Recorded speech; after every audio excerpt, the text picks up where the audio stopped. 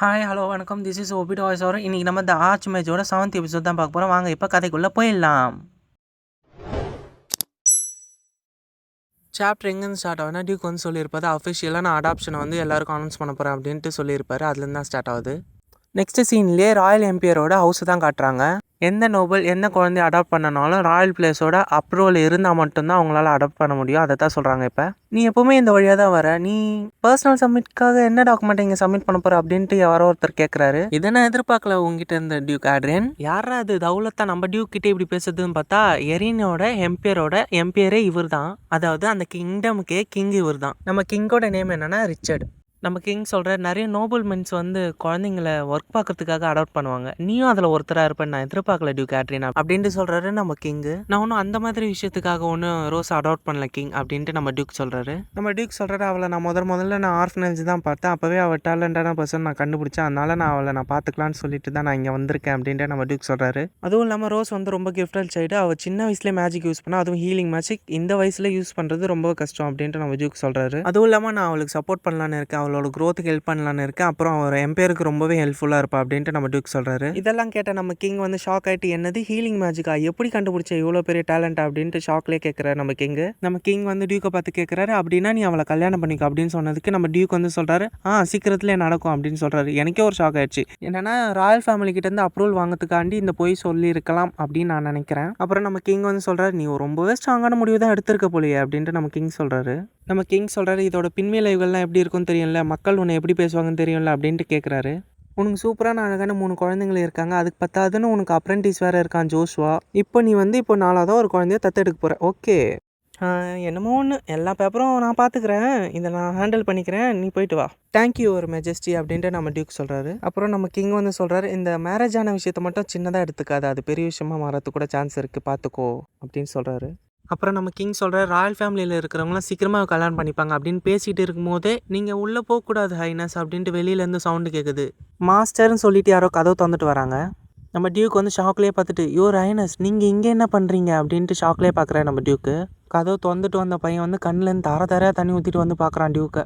இப்போ இந்த பையனை பற்றி சொல்கிறாங்க, இவன் பேர் தான் ஜோஷுவா. இந்த ஜோஷுவா வந்து ஒஃபிலியாவோட பையன் அப்படின்னு சொல்கிறாங்க. எர்வின் கிங்டமோட பிரின்சஸ் அவங்க மேஜிக்கில் வந்து டேலண்டடான பர்சன் அந்த கிங்டமில் இருக்கிறவங்க எல்லாரும் அப்படின்ட்டு பேசுகிறாங்க. அப்புறம் இந்த ஜோஷுவா வந்து ஸ்வாட்ஸ்மேன்ஷிப்பில் ரொம்பவே டேலண்டான பர்சன். அப்புறம் இவனுக்கு கைடன்ஸ் கொடுக்குறது ட்ரைனிங் கொடுக்குறது யாருன்னா டியூக் எரின் தான் வந்து பர்சனலி கைடன்ஸ் கொடுக்குறாரு அப்படின்ட்டு சொல்கிறாங்க. ஜோஷுவா வந்து டேலண்டான பர்சன், ஸ்வாட்ஸ்மேன்ஷிப்பில் மட்டும் இல்லை மேஜிக்லேயும் தான் அவங்க அம்மா மாதிரி அப்படின்ட்டு சொல்கிறாங்க. அவன் அதில் மட்டும் டேலண்டான பர்சன் இல்லை, அவனோட ஸ்காலர்லேயும் அவன் டேலண்டான பர்சன், நல்லாவே படிப்பான், நல்லாவே வழி நடத்துவான் அப்படின்ட்டு சொல்கிறாங்க. இப்போ கட் பண்ணி டியூக் கிட்ட காட்டினா இவன் வந்து கட்டி பிடிச்சிட்டு வந்து அழுதுட்டு இருக்கிறான். நம்ம டியூக் கேட்குறாரு என்னாச்சு ஹைனஸ் என்னாச்சு அப்படின்ட்டு கேட்குறாரு நம்ம டியூக்கு. அப்படி பண்ணதை பார்த்த நம்ம கிங் வந்து உன்னோட மேனர்ஸ்லாம் எங்கே போச்சு ஜோஷுவா பிரின்ஸ் அப்படின்ட்டு கேட்குறாரு. உனக்கு பேசிக் மேனரிசம் கூட இல்லையா அப்படின்ட்டு நம்ம கிங் வந்து ஜோஷுவா பார்த்து கேட்குறாரு. நம்ம டியூக் நினச்சி பார்க்குறாரு ஜோஷுவாவுக்கு 11 வயசு தான் இருக்குது, இந்த வயசுலேயே இவர் க்ரௌன் பிரின்ஸ்ன்னு தான் கூப்பிட்றாரா நம்ம மெஜஸ்டி அப்படின்ட்டு பார்க்குறாரு. அதுவும் இல்லாமல் இந்த க்ரௌன் பிரின்ஸ் பொசிஷனுக்கு யாருமே கிடையாது இவரை தவிர அப்படின்ட்டு சொல்கிறாரு நம்ம டியூக்கு. நம்ம கிங் வந்து கத்துறாரு சர்வன்ட்ஸ்லாம் வெளியில் என்ன பண்ணிட்டு இருக்கீங்க அப்படின்ட்டு கத்துறாரு. எங்களை மன்னிச்சிருங்க யுவர் மெஜஸ்டி, நாங்களும் எவ்வளோ தடுத்து பார்த்தோம், ஹைனஸ் வந்து நிற்கவே இல்லை, அவர் வந்து டியூக்கை வந்து மீட் பண்ணிட்டாரு, எங்களை மன்னிச்சிருங்க அப்படின்ட்டு சொல்கிறாங்க. நான் உங்களை நினச்சி ரொம்பவே கவலைப்பட்ட மாஸ்டர், நீங்கள் நல்லா இருக்கீங்கன்னு நினச்சதுக்கப்புறம் தான் நான் ரொம்பவே நிம்மதியாக ஃபீல் பண்ணுறேன் அப்படின்ட்டு அந்த குட்டி பையன் சொல்கிறான். நீங்கள் என்ன சொல்கிறீங்க யுவர் ஹைனஸ் அப்படின்ட்டு நம்ம டியூக் சொல்கிறாரு. டேனியல் ஓகேவா இருக்கானா டியூக் அப்படின்ட்டு கேட்குறான் ஜோஷுவா. நாங்கள் 2 பேருமே நல்லா இருக்கோம் ஹைனஸ், நீங்கள் ஏன் எங்களை நினச்சி இவ்வளோ கவலைப்படுறீங்க. நம்ம கிங் வந்து ஜோஷுவா பார்த்து சொல்கிறாரு எவ்வளோ நாளைக்கு இந்த மாதிரி சின்ன பிள்ளைத்தனமாக நடந்துக்கு போகிற பிரின்ஸ் மாதிரி இல்லாமல் அப்படின்ட்டு நம்ம கிங் வந்து திட்டுறாரு. என்னை மன்னிச்சிருங்க மெஜஸ்டி, எனக்கு ஒரு கனவு வந்துச்சு, அதை பார்த்து பயந்து தான் நான் இப்படி பண்ணிட்டேன், என்னை மன்னிச்சிருங்க அப்படின்ட்டு ஜோஷுவா சொல்கிறான். அப்போ நம்ம டியூக் சொல்கிறாரு டேனியலுக்கு ஏதோ அடிப்படுற மாதிரி நீ கனவு கண்டிருப்ப, ட்ரீம் எப்பவுமே நம்மளுக்கு ஆப்போசிட்டாக நினைக்கிறது தாங்க ட்ரீமில் காட்டும் அப்படின்ட்டு நம்ம டியூக் சொல்கிறாரு. ஜோஷுவா சொல்கிறான் அதுவும் கரெக்டு தான் டியூக் அப்படின்ட்டு ஜோஷுவா சொல்கிறான். நம்ம டியூக் நினச்சி பார்க்குறாரு இப்போ கொஞ்ச நாளாகவே நான் இப்போ குழந்தைங்கள்லாம் அழ வச்சுட்டே இருக்கேன் அப்படின்றாரு. நம்ம ஜோஷுவா சொல்கிறேன் உங்கள் மீட்டிங்கு நடுவில் வந்ததுக்கு என்ன மன்னிச்சிருங்க, அப்புறம் நீங்கள் என்ன விஷயமா நீங்கள் இங்கே வந்திருக்கீங்க அப்படின்ட்டு ஜோஷுவா கேட்குறான். அதுக்கு நம்ம டியூக் சொல்கிறாரு இந்த மாரி நான் சில்ட்ரனை அடாப்ட் பண்ண போகிறேன், அதுக்காக அப்ளை பண்ணுறதுக்காக வந்திருக்கேன் இங்கே ராயல் பிளேஸுக்கு அப்படின்ட்டு நம்ம டியூக் சொல்கிறாரு.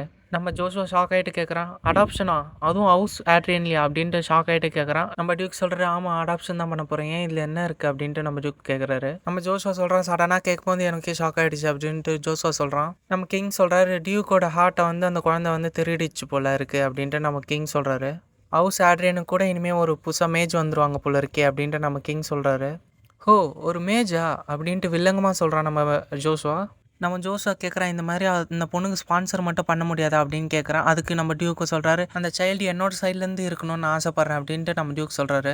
அவள் ரொம்பவே ஸ்வீட்டான பொண்ணு, எப்பவுமே ரொம்ப நல்லாவே பேசுவா அப்படின்ட்டு நம்ம டியூக் சொல்கிறாரு. நம்ம டியூக் சொல்கிறாரு, நீங்கள் 2 பேருமே நல்லா பழகுவீங்கன்னு நான் நம்புகிறேன் அப்படின்ட்டு நம்ம டியூக் சொல்கிறாரு. ஜோஷுவா சொல்கிறேன், கண்டிப்பாக நீங்கள் சொல்லிட்டீங்கன்னா நான் அப்படியே பழகிறேன் அப்படின்ட்டு நம்ம ஜோஷுவா சொல்கிறான். நம்ம ஜோஷுவா நினச்சி பார்க்குறேன், எப்படி டியூக் மனசில் இடம் பிடிச்சா அப்படின்ட்டு நம்ம ஜோஷுவா நினைக்கிறான். எனக்கு அந்த யங் லேடியை பார்க்கறதுக்கு ரொம்பவே க்யூரியஸாக இருக்குன்ட்டு ஜோஷுவா நினச்சி பார்க்குறான். அங்கே கட் பண்ணி டியூக் ஆட்ரியனோட கேஸ்டலில் தான் காட்டுறாங்க. இவன் என்ன பண்ணுறா ரூமில்? ஏய், அவள் என்ன பண்ணுறா பாருடா, தெளிவாக பாரு அவள் என்ன பண்ணுறா அப்படின்ட்டு 3 பேரும் எட்டி பார்த்துட்டு இருக்கிறாங்க மறைஞ்சு நின்று. நம்ம லூக்கஸ் சொல்கிறேன், என்ன இவன் ரொம்ப நேரம் தூங்குறா அப்படின்ட்டு சொல்கிறான். அப்புறம் நம்ம மேடு வந்து சொல்கிறாங்க, ஆமாம் இவங்க ரொம்ப நேரம் தூங்குறாங்க அப்படின்ட்டு மேடு சொல்கிறாங்க. நம்ம லூக்கஸ் சொல்கிறான், இது பெட்டில் தூங்குற டைமே இல்லை, ஸ்நாக்ஸ் சாப்பிட்ற டைம், இந்த டைமில் தூங்கிட்டு இருக்கா அப்படின்ட்டு லூக்கஸ் சொல்கிறான். அதை கேட்ட நம்ம டேனியல் வந்து, அவள் வந்து குழந்தடா, அவள் அப்படி தாண்டா தூங்கும், அதுவும் இல்லாமல் அவளுக்கு உடம்பு சரியில்லை அப்படின்ட்டு நம்ம டேனியல் சொல்கிறான். நீங்கள் சொல்கிறது கரெக்டு தான் லார்ட் டேனியல் அப்படின்ட்டு மேடு சொல்கிறாங்க. அதை கேட்ட லூக்கஸ் வந்து, அப்போ என் கூட யார் விளையாடுவா இன்னைக்கு அப்படின்ட்டு லூக்கஸ் சொல்கிறான். படிக்கிற விஷயத்தில் மட்டும் நீ சோம்பேறியாக இருக்கிற, மற்ற விஷயத்துல ஆக்டிவாக தான் இருக்கிற அப்படின்ட்டு நம்ம இசபல் சொல்கிறான். அதை கேட்ட லூக்கஸ் வந்து, நான் சோம்பேறிலாம் கிடையாது அப்படின்ட்டு நம்ம லூக்கஸ் சொல்கிறான். அங்கே கட் பண்ணி தூங்கிட்டு இருக்கிற நம்ம ரோஸை காட்டுறாங்க. இப்போ தூக்கத்தில் அவன் நினச்சி பார்க்குற, மறுபடியும் எனக்கு இந்த நைட் மேர் வந்துருச்சா அப்படின்ட்டு தூக்கத்திலே நினச்சி பார்க்குறா. அவளுக்கு அந்த கனவுல மார்க்யூஸ் டெல்லன் வந்து அவர் என்னெல்லாம் கொடுமைப்படுத்தினான்றது எல்லாமே அவளுக்கு கனவாக வருது. அடித்தது, நீ அந்த வேலை செய்யலைன்னா நீ இப்படி பண்ணுவேன் அப்படி பண்ணுவேன்னு சொல்லிட்டு அந்த கனவுல எல்லாமே வந்துருச்சு. நம்ம ரோஸ் அந்த கனவுலேயே சொல்கிறான், நான் இன்னும் பாஸ்ட்டுக்கு வந்தாலும் சரி எனக்கு அந்த நைட் மேர் கனவு மட்டும் போவே இல்லை, இப்பயும் கஷ்டப்பட்டுட்டே இருக்கேன் அப்படின்ட்டு ரோஸ் சொல்கிறா.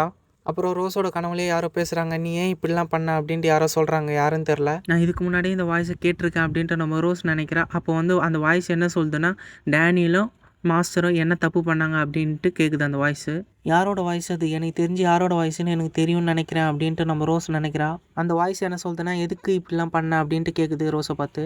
அந்த வாய்ஸ் சொந்தக்காரன் அப்படியே வெளிச்சத்துக்கு வரான். யாருன்னு பார்த்தா அப்போ ரோஸ் நினைக்கிறான், நான் இவனை முன்னாடியே பார்த்துருக்கேன், நான் ரிட்டன் வரதுக்கு முன்னாடியே நான் இவனை பார்த்துருக்கேன், பாஸுக்கு வரதுக்கு முன்னாடி நான் இவனை பார்த்துருக்கேன், இவன் தான் ஹெரி நாட் கிங்டமோட பிரின்ஸ் ஜோஷுவா அப்படின்ட்டு சொல்கிறாங்க. அப்போ அந்த வாய்ஸ் இவனோட வாய்ஸா அப்படின்ட்டு ஷாக் ஆகி பார்க்குறா ரோஸு. இந்த இடத்துல இந்த 7th எபிசோட் முடியுது. தேங்க்யூ ஃபார் வாட்சிங் மீ. நன்றிகள்.